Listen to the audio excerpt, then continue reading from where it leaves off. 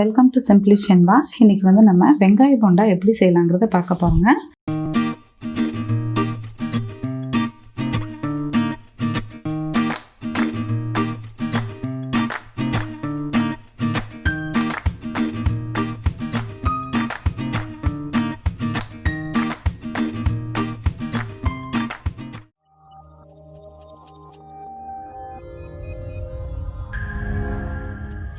இந்த மாதிரி லேசாக கட் பண்ணி தனித்தனியாக இருக்கிற மாதிரி இப்படி எடுத்து வச்சுக்கோங்க.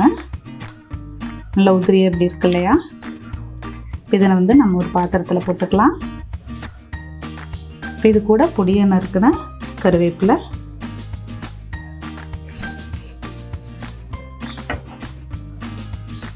மல்லித்தலை,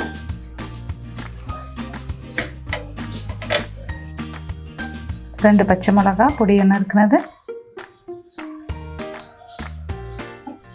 கூடவே கொஞ்சம் சோம்பு,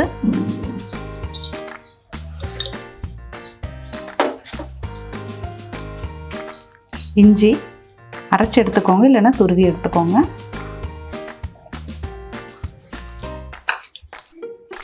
தேவையான அளவு உப்பு, மிளகாய் தூள் கொஞ்சம், ரெண்டு பச்சை மிளகாய் சேர்த்திருக்கோம் இல்லையா,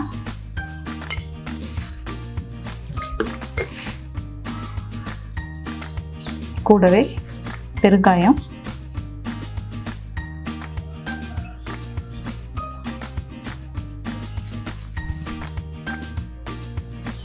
கடலை மாவு ஒரு கப் எடுத்திருக்கேன்,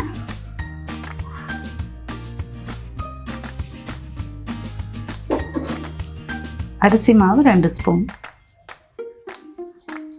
இது எல்லாத்தையும் சேர்த்து நல்லா கலந்து விட்டுடலாம்.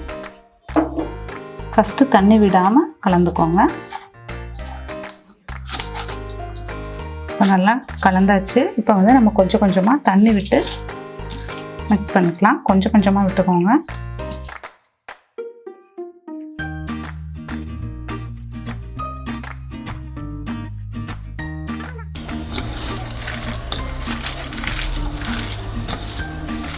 லைட்டாக ஒரு ஸ்பூன் அளவுக்கு நீங்கள் தண்ணி எடுத்து ஊற்றுனீங்கன்னா போதும். ரொம்ப ஊற்றுனா தண்ணி மாதிரி ஆகிடும்.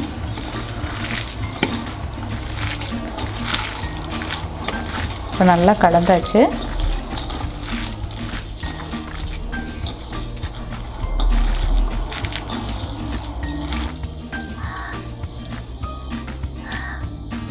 அடுப்பில் கடாய் வச்சுருக்கோங்க. எண்ணெய் சூடாகட்டும். எண்ணெய் சூடானதும் இப்படி நம்ம உருண்டை பிடிச்சி போட்டுக்கலாம்.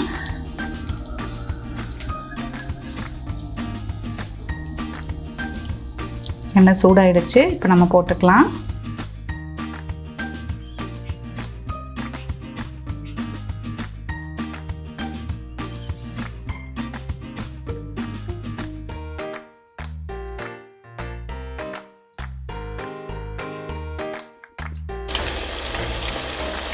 நல்லா வேகட்டுங்க. அடுப்பை லோ ஃப்ளேம்லேயும் வைக்க வேண்டாம், எண்ணெய் இழுக்கும். ரொம்ப ஹையாக வச்சிங்கன்னா நமக்கு மேலே இருக்கிற வெங்காயம் மட்டும்தான் வேகும், உள்ளே இருக்கிறது அப்படியே பச்சையாக இருக்கும். மீடியமாக வச்சுக்கோங்க.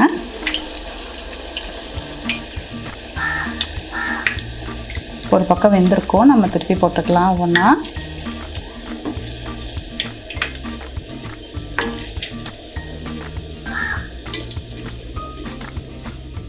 இப்போ நம்ம திருப்பி போட்டிருக்கோம். அந்த சைடெல்லாம் நல்லா வேகட்டும். 2 சைடும் நல்லா வெந்து வெங்காய போண்டா ரெடி ஆகிடுச்சுங்க. இனி நம்ம எடுத்துக்கலாம். நல்ல டேஸ்டான வெங்காய போண்டா ரெடி ஆகிடுச்சுங்க. இந்த மாதிரி நீங்களும் வீட்டில் ட்ரை பண்ணி பார்த்துட்டு கமெண்ட் பண்ணுங்கள். சிம்பிளி ஷென்பா சேனலை சப்ஸ்கிரைப் பண்ணாதவங்க சப்ஸ்கிரைப் பண்ணுங்கள். கூடவே பெல் பட்டனையும் ப்ரெஸ் பண்ணுங்கள். தேங்க்யூ.